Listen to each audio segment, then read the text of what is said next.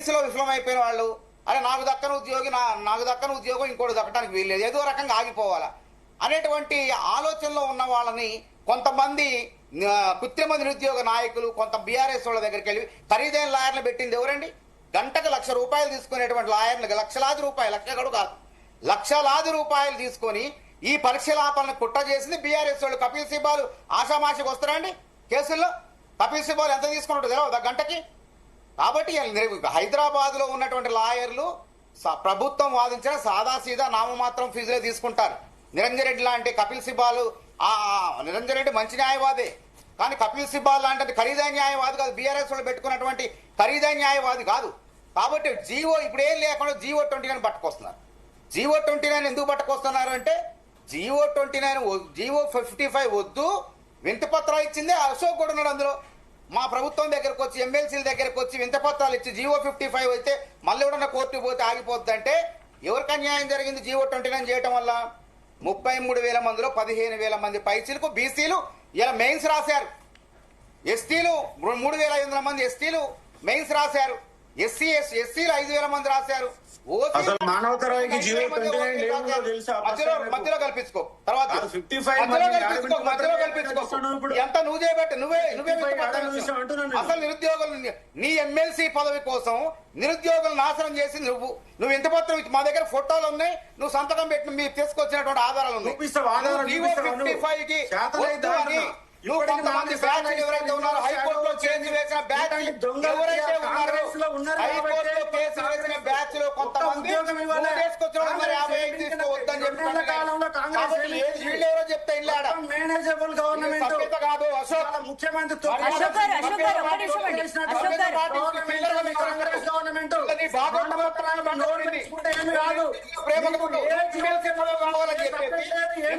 కావాలని చెప్పి నిరుద్యోగ గొంతుకొచ్చే ప్రయత్నం చేస్తాను, నాశనం చేస్తారు. కానీ ఈ మాట ఏ నిరుద్యోగం కాబట్టి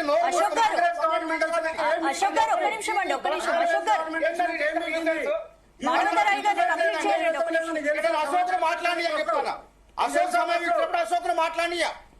ఇప్పుడు GO-29 ఉన్నది. అశోక్ గారు సార్ ఒక నిమిషం ఆగండి, మీరు ఆగండి, నెక్స్ట్ మీరు మాట్లాడచ్చు.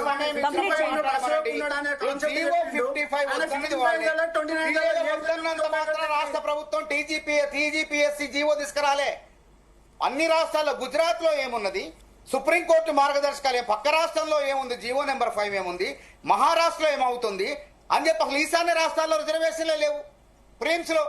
అట్లాంటి సుప్రీంకోర్టు మార్గదర్శకాలకు అనుగుణంగా మళ్లీ పరీక్ష ఆగిపోకుండా రేవంత్ రెడ్డి సర్కారు, ముఖ్యమంత్రి రేవంత్ రెడ్డి గారు వెంటనే ఈ పరీక్ష పెట్టే విధంగా GO-29 సవరించి బీసీలు 15,000 మంది ఎంపిక చేసిన మెయిన్స్ రాయడానికి ఎవరికి నష్టం వచ్చింది? ఓసీలు రాసింది 5,000 మంది. ఇలా సాధారణ పేద మధ్యతరగతి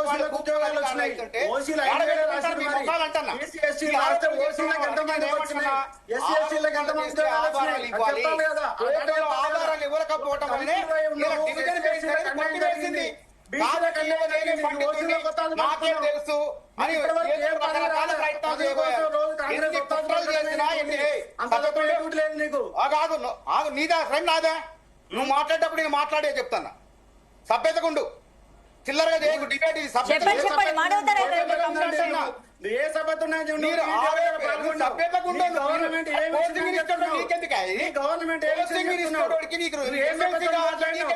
ముఖ్యమంత్రి ఏ సభ్యతో ముఖ్యమంత్రిగా నీకు కూడా ముఖ్యమంత్రి, నాకే కాదు రాష్ట్రం మొత్తానికి ముఖ్యమంత్రి. ఏం చదువుకున్నావో ఏందో నువ్వు మైండ్ చేసి ముఖ్యమంత్రి అంటే రాష్ట్రానికి ముఖ్యమంత్రి, నీకు నాకు ఉండరు. మన ముఖ్యమంత్రి, మన రాష్ట్ర ముఖ్యమంత్రి అంటారు. కాబట్టి మీరు ఎన్ని కుట్రలు చేసినా, ఎన్ని కుట్రలు చేసినా, కుతంత్రాలు చేసినా గవర్నమెంట్ అని చెప్పకు మరి, గవర్నమెంట్ అని బోధించే గవర్నమెంట్ అని మాట్లాడు మరి. అరే గత కాంగ్రెస్ ప్రభుత్వం అంటారు ఇప్పుడు నడిచేది, గతాంది BRS ప్రభుత్వం అంటారు. ఈ మాత్రం ఇంగిత జ్ఞానం లేకుండా నువ్వు ఎట్లా కోచింగ్ సెంటర్ నడుపుతున్నావు? నువ్వు అసలు నిరుద్యోగుల జీవితాలు జ్ఞానంతో నిరుద్యోగుల డిబేట్ లో ఎందుకు అడ్డొస్తున్నావు? సభ్యత సంస్కారం లేకుండా డిబేట్ లో ఎందుకు అడ్డొస్తున్నావు అంటాను. ఈ సంస్కారమే నీకు అసలు? నువ్వు ఒక ప్రైవేట్ కోచింగ్ సెంటర్ నడిపే వ్యక్తివేనా నువ్వు లాభాదాయకరంగా అధిక ఫీజులు తీసుకున్నటువంటి కోచింగ్ సెంటర్ యజమాని ఈ విధంగా అడ్డు రావచ్చా? సభ్యతేనా నీకు అసలు సిగ్గుందా అసలు నీకు? సిగ్గుందా అంటే ఈ విధంగా అడ్డు రావడానికి? కాంగ్రెస్ నాయకుడు నువ్వేమన్నా కాంగ్రెస్ నాయకుడు మానవతరాయ సమానం చెప్తాడు. నీకేం పుట్టిందంట? నీకు సమయం ఇచ్చినప్పుడు చెప్పు, నీకు సమయం ఇచ్చినప్పుడు మొరుగంట, అశోక్ గారు నీకు సమయం ఇచ్చినప్పుడు నువ్వు కుక్కలెక్కరు. నీ కుక్క బుద్ధి మొత్తం తెలిసిపోయింది ఉద్యోగంలో. మానవతరాయ్ గారు మీరు అట్లా అనొచ్చా? మానవతరాయ్ గారు మానవతరాయ్ గారు మాటికి తుమ్మితే తగ్గితే మానవతరాయ్ గారు అట్లా అనొద్దు. మానవతరాయ్ గారు ఒక్క నిమిషం ఆమరణ దీక్షకు ఒక్క నిమిషం మానవతరాయ్ గారు మానవతరాయ్ గారు ఒక్క నిమిషం మానవతరాయ్ గారు అది విత్డ్రా చేసుకోండి. అది కరెక్ట్ కాదు. కుక్కలాగా మురగడం అది మరి ఎందుకు సభ్యత ఉండాలా? ఓకే అట్లా మీకే గౌరవంగా అశోక్ ఎవడు అడగడానికి ఏంటంటే నేను లాభాపేక్ష ఏంటంటే కోచింగ్లు పెట్టుకుని పరీక్షలు ఆగిపోతే లక్షలు సంపాదించాలనే లక్షలు సంపాదించాలి. కోచింగ్లు పెట్టుకుంటూ ఎమ్మెల్సీ పదవి కావాలా? ఇదే నీ ఉద్దేశం? నిరుద్యోగ ఉద్యోగాలు రావద్దు. పోతుంటే కోచింగ్ సెంటర్ పెట్టుకో, బ్యాచ్ 5 లక్షలు, బ్యాచ్ కి 10 లక్షలు నీ ఇంట్లో వేసుకోవాలా? అంటే నీ భార్య నా సోదరి ఉద్యోగం చేయాలా? నా తోటి మహిళలు నా తోటి తమ్ముళ్ళు ఉద్యోగాలు చేయొద్దా? ఏం రాజనీతి అయిన ఇది? ఏం రాజనీతి? కాంగ్రెస్ ప్రభుత్వమే నీ భార్య మా సోదరికి కాంగ్రెస్ ప్రభుత్వమే ఉద్యోగం ఇచ్చింది. అది తెలుసుకో. ఫస్ట్ ఆ ప్రభుత్వమే ఇచ్చింది. అంటే కాంగ్రెస్ ప్రభుత్వం ఉద్యోగం ఇస్తే ఎదుటి వాళ్ళు మహిళలు ఉద్యోగాలు చేయొద్దా? ఏం మాట్లాడుతున్నావు? ఫస్ట్ నువ్వు సభ్యత నేర్చుకో. కాంగ్రెస్ నాయకులకు అవకాశం ఇచ్చినప్పుడు కాంగ్రెస్ మా సభ్యత మేధావి ఉడింగి నీ ప్రతిభ ఏందో మాకు తెలుసు. నువ్వు మాకు అమ్మ పుట్టిన మేనమాకు తెలుసు, కొత్త వాళ్ళకి కూడా తెలియదు. కాబట్టి రాని వాళ్ళు భావోద్వేగాలను రాని వాళ్ళు లక్షల్లో ఉంటారు. రాని వాళ్ళ భావోద్వేగాలను ఆసరాగా చేసుకుని నువ్వు దొంగ దీక్షలు కొంగ చెప్పాలు చేసినా ఎవరు నమ్మలే. విద్యార్థులు రాని చచ్చిపోతున్నా రాండి అంటే పిలిపించుకున్నావు, అందరినీ పిలిపించుకున్నావు. అది నీ దీక్ష. కాంగ్రెస్ నాయకులు దయచేసి రాండి. శ్రీధరబాబుని బతిలాను, ప్రభాకర్ ని బతిలాను, మహేష్ కుమార్ గౌడ్ బతిలాను. ఎవడొస్తాడు? ఎందుకు వస్తాడు ఈ దొంగ దీక్షలకి? నువ్వు చేసే మంచి పని అయితే నిజంగానే వస్తారు. నీ ఇన్స్టిట్యూట్ గడవటం కోసం, నీకు పూట గడవటం కోసం కోచింగ్ అంటే ఎగ్జామ్ వాయిదా పడితే బ్యాచ్లు నడుపుకొని బ్యాచ్ కి 5 లక్షలు కూడా పెట్టుకొని లాభాలు పొంది ఆ డబ్బుతో ఎమ్మెల్సీగా పోటీ చేయాలని నీ దురాలోచన. నీకు అర్హత ఏంటంటే అసలు నీకు అర్హత ఏంటంటే మానవత్వం లేదు. నాకు మానవత్వం ఉందో లేదో దానికి మొత్తం తెలుసు. నీ దగ్గర చిల్లరగా మీరు వ్యక్తిగతంగా విమర్శలు చేసుకుంటే నేను పర్మిషన్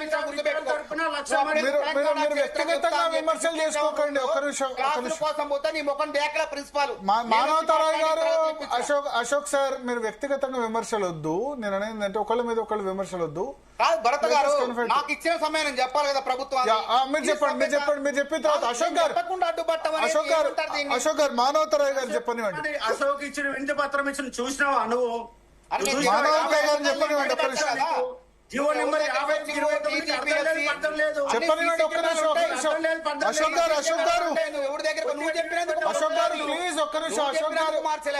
అశోక్ గారు మానవతరాయ్ గారు ఒక్క నిమిషం. మహారాష్ట్రలో ఏం అమలు చేస్తున్నారు, గుజరాత్ లో ఏం అమలు అవుతుంది, ఆ విధానాలను అమలు చేసుకుంటూ ఇక్కడ పరీక్షను సమర్థవంతంగా నిర్వహించడం. అంటే సుప్రీంకోర్టు తీర్పు వ్యతిరేకంగా పరీక్ష పెట్టి అంటే నువ్వే వాయిదా ఆ విధానం వద్దంటావు, నువ్వే మళ్ళా 55 కావాలంటావు, నువ్వే 55 వద్దంటావు. అంటే నీ ఉద్దేశం ఏంది? జీవితకాలం గ్రూప్ 1 పరీక్ష నిరుద్యోగులు రాయాలి, నువ్వు కోచింగ్ సెంటర్ పెట్టుకొని దండుకోవాలి. ఇది నీ ఉద్దేశం. అది అర్థమైపోయింది. సంపాదించుకుంటావు నువ్వు. నేనేమంటున్నా, ఈ తీర్పు మేమేదో సంబరాలు చేసుకోవట్లేదు, నిరుద్యోగులు బాధపడాల్సిన అవసరం లేదు. నిరుద్యోగుల ఆత్మస్థైర్యంతో ముందుకు 40,000 ఉద్యోగాలు కూడా ఉన్నాయి. మళ్ళీ గ్రూప్ 1 సిద్ధపడండి. మంచి ఉద్యోగాలే 300, 400 ఉద్యోగాలు దాకా ఉన్నాయి. గ్రూప్ 2 ఉన్నాయి. కనీసం ఏదో ఒక ఉద్యోగం పొందే విధంగా మీరు ప్రిపేర్ అయితే ఉద్యోగస్తులు అవుతారు. లేకుంటే ఈ విధంగా వీళ్ళు చెప్పినట్టు వాయిదాలు ఏమని రోడ్ల చుట్టూ తిరిగితే మీరు వాళ్ళ లెక్క రోడ్ల మీదనే ఉంటారు. ఇది నా నిరుద్యోగ లోకానికి విన్నపం. నిజంగా ఎవరైతే ఆ రోజు గ్రూప్ 1, గ్రూప్ 2 వాయిదాలు రోడ్ల మీద తిరిగారో వాళ్ళు ఎవరికి ఉద్యోగాలు రాలేదు. ఎవరైతే చదువుకున్నారో వాళ్ళందరూ ఇవాళ గ్రూప్ 1 అధికారులు అయ్యారు. ఎగ్జామ్ టైర్ల కొట్టు, పంచర్ యజమాని కూతురు DSP అయింది. 20 మందికి 20 మంది సివిల్ సర్వీస్ లో ఎంపికయ్యారు తెలంగాణ నుంచి. ఎందుకు ఎంపికయ్యారు? ప్రిలిమ్స్ పాస్ అయితే మెయిన్స్ రాయడానికి పోతే కాంగ్రెస్ ప్రభుత్వం ₹1,00,000 ఇచ్చింది. బీఆర్ఎస్ ప్రభుత్వం ఏమైనా ఇచ్చిందా నయా పైసా? ఆ ప్రోత్సాహంతోనే తెలంగాణ బిడ్డలు 20 మంది ఈరోజు సివిల్ సర్వీస్ లో ఈ గ్రూప్ 1 లో ఉన్న వాళ్ళే 20 మంది సివిల్ సర్వీస్ ఎందుకంటే ఆయన రాజకీయ ప్రయోజనాలు కావాలి, ఎమ్మెల్సీ కావాలా, నేను ఎట్లో కట్ట నిరుద్యోగుల పేరు సంపాదించుకోవాలా అని తప్ప ఇంకో ఉద్దేశం లేదు. కాబట్టి నిరుద్యోగులారా వీళ్ళ ఉచ్చులో పడితే మీకు నష్టం. వాళ్ళకేముంది, బ్యాచ్లు పెడితే డబ్బులు వస్తాయి వాళ్ళ కోచింగ్ సెంటర్లకి. తర్వాత రాజకీయం కూడా ఆయన ఏదో ఒక పార్టీ దగ్గర పోతాడు, ఇంకో దగ్గర పోతాడు, ఎమ్మెల్సీకో ఏదో. ఓకే, మానవతరాయ్ గారు ఇక అశోక్ గారికి అవకాశం ఇద్దాం. మీరు అశోక్ గారు మాట్లాడినాను నేను కూడా, ఆయన మాట్లాడినాను కదా, నేను కూడా మాట్లాడాను. చెప్పండి బరాబర్ మాట్లాడినాను కదా. చెప్పండి అసలు ఏముందని చెప్పండి మాట్లాడగలుగుతారు ఆయన అసలు. ఇప్పుడు ఆయన మాట్లాడుతున్నారు చెప్పండి. ఆరోపణలు చేయటమే కాదు, ఆధారాలు చూపించమను. నిద్రముఖం వేసుకుని ఆధారాలు చూపకుండా సుప్రీంకోర్టు హైకోర్టు పోయి నిజంగా పాపం అమాయక నిరుద్యోగులు పరువు తీసిన నువ్వు మానవతరాయ్ గారు టీవీలో కూర్చొని మాట్లాడినటువంటి ఆధారాలు ఆ గ్రూప్ సెంటర్ లో ఎగ్జామ్ లో అవకతవకలు జరిగినాయి, ఎక్కడ అవకతవకలు జరిగినాయి ఆధారాలు ఎందుకు కూర్చు సుప్రీంకోర్టుకి హైకోర్టుకి ఎందుకు ఇలాపోయినా నువ్వు? ఎందుకు ఇలాపోయినా? కాబట్టి వీళ్ళ వాదనలో న్యాయం లేదు. ఒక రాష్ట్రమేమో అయితే అంతిమంగా గెలిచేదే టీజీపీఎస్సీ పారదర్శకంగా పరీక్షలు నిర్వహించింది. ఇది అక్షర సత్యం. నిరుద్యోగ లోకంలో తల్లిదండ్రుల్లో ఆనందం వెల్లువిరుస్తుంది. నిరుద్యోగ జీవితాల్లో వెలుగు దిలుగులున్నాయి. రేవంత్ రెడ్డి పరిపాలనలో, కేసీఆర్ పరిపాలనలో నిరుద్యోగుల జీవితాల్లో ఇక్కట్లు కటిక చీకట్లు నిరుద్యోగుల జీవితాల్లో కేసీఆర్ పాలనలో 67,000 మంది ఇలా ఉద్యోగాలు పొందినంటే ఇలా రాష్ట్ర వ్యాప్తంగా చూస్తున్నారు. రేవంత్ రెడ్డి పరిపాలనలో చదువుకుంటే ఉద్యోగం వస్తుంది. కాబట్టి చదువుకుందాం అని చెప్పి ఈ అశోక్ లాంటి కోచింగ్ సెంటర్ యజమానుల మాట నమ్మితే మనం నష్టపోతామని చెప్పి నిరుద్యోగులంతా చక్కగా చదువుకుంటున్నారు. దుకాణం మొత్తం కూడా బంద్. ఏం మాట్లాడబోతున్నారు? అశోక్ లాంటి వాళ్ళకి లాగి లంపకాయ కొట్టింది. PCR mute. మానవతరాయ్ గారు 15 నిమిషాలు అయింది, సమయం అయింది. ఒక్క నిమిషం అశోక్ గారు చేసి చెప్పండి. మానవతరాయ్కి తెలియని అంశం డైరెక్ట్ గా మానవతరాయ్ గారిని ఉద్దేశించి కాకుండా నన్ను ఉద్దేశించి మాట్లాడండి. మీరు నన్ను ఉద్దేశించి మాట్లాడండి, మానవతరాయ్ గారిని కాకుండా. సుప్రీంకోర్టులో సాక్ష్యం ఎందుకు లేదు? ఆరోపణలు చేసిన సాక్ష్యాలు ఎందుకు లేదు? ఓకే అశోక్ గారు చెప్పండి. ఒకటిసారి ఇది గ్రూప్ 1 అనేది మొదటి నుంచి తప్పుల తడకుగా మేనేజబుల్ గానే కొనసాగింది. ఒక రాష్ట్ర ముఖ్యమంత్రి ఎవరు ఆధారాలు ఇవ్వరాయా? ఒక రాష్ట్ర ముఖ్యమంత్రి అనే వ్యక్తి గ్రూప్ 1 గురించి ఇన్నిసార్లు మాట్లాడాల్సిన అవసరం లేదు. రాష్ట్ర ముఖ్యమంత్రి స్థాయిలో మేనేజబుల్ గా మొదటి నుంచి చివరి వరకు జరిగింది. ఫిలిమ్స్ లో నెంబర్ 29 తీసుకొచ్చారు. క్వశ్చన్లు తప్పున్నవి. ఒక మొదటి దశలో ఫస్ట్ టైం అప్లై చేసుకున్న వాళ్ళకి మాత్రం 500 ఉద్యోగాలకు ఎలిజిబుల్ ఉంటది. కొత్తగా అప్లై చేసుకున్న వాళ్ళకి కేవలం 60 పోస్టులకు ఎలిజిబుల్ ఉంటాయి. ప్రతి అడుగున అక్రమాలు చేసి అశోక్ లాంటి సింగిల్ బెంచ్ ఉద్యోగులారా నమ్మకండి, వీళ్ళ ఉద్దేశం నీతిగా నిజాయితీగా స్పష్టంగా వచ్చింది. కోచింగ్ సెంటర్ నడుపుకోవటం. ఈ కోచింగ్ సెంటర్ నడిపే వాళ్ళు నమ్మితే గొర్రె కషాయం అని నమ్మినట్టే. కోచింగ్ సెంటర్ నమ్మితే గొర్రె కషాయం చెప్పండి.